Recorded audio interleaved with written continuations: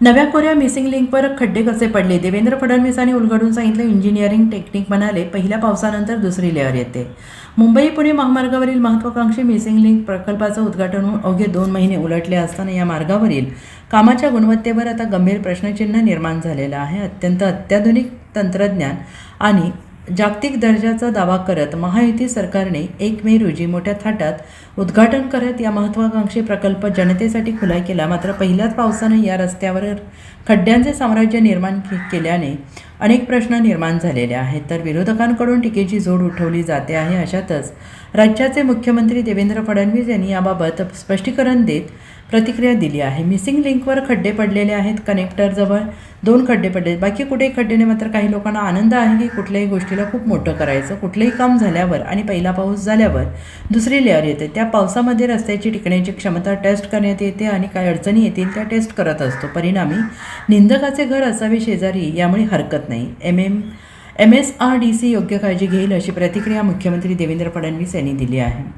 असं आहे, कनेक्टिंग लिंकवर जिथे कनेक्टर आहे तिथे 2 त्या ठिकाणी खड्डे आहेत, पण पूर्ण कनेक्टिंग लिंकवर खड्डे पडले आहेत वगैरे हे योग्य नाही आहे.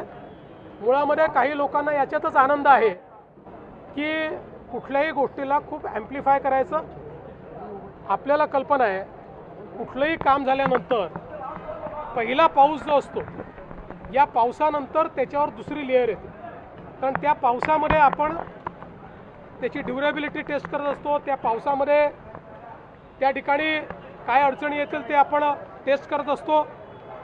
पण हरकत नाही, निंदकाचे घर असावे शेजारी. त्यामुळे निश्चितपणे त्या संदर्भात योग्य काळजी MSRDC घेईल. आणि पुन्हा एकदा सांगतो, दरवेळेस तेच त्या गोष्टी सांगाव्या लागतात. नवीन उड्डाणपूल केला की त्या ठिकाणी मास्टिक एस्फाल्ट आपण जेव्हा टाकतो ते सुरुवातीला जमाच होतं, त्याच्यानंतर मग ते त्या ठिकाणी योग्य पद्धतीनं चालतं. अनेक ठिकाणी आपल्याला केलेलं काम जे आहे ते सेटल करावं लागतं. या इंजिनिअरिंग गोष्टी आहेत.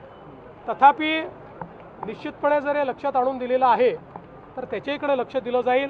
कुठे जर काही कमतरता असतील तर त्या कमतरता दूर करता येतील. पण देशातला सर्वात उंच पूल, देशातले सर्वात रुंद बोगदे, देशामध्ये डॅमच्या खाली बोगदा, हे पहिल्यांदा आपण करून दाखवलेलं आहे. त्यामुळे निवड टीका करणं हे टीकाकारांनी लक्षात घेतलं पाहिजे. त्या इंजिनियर्स ज्यांनी हे काम केलेलं आहे त्यांनाही धन्यवाद दिले पाहिजे. तथापि जे काही या ठिकाणी सोशल मीडियावर त्यांनी मांडलेलं आहे, काही रेक्टिफाय करायचं असेल तर रेक्टिफाय केलं जाईल. Bureau report, SPN Marathi, Mumbai.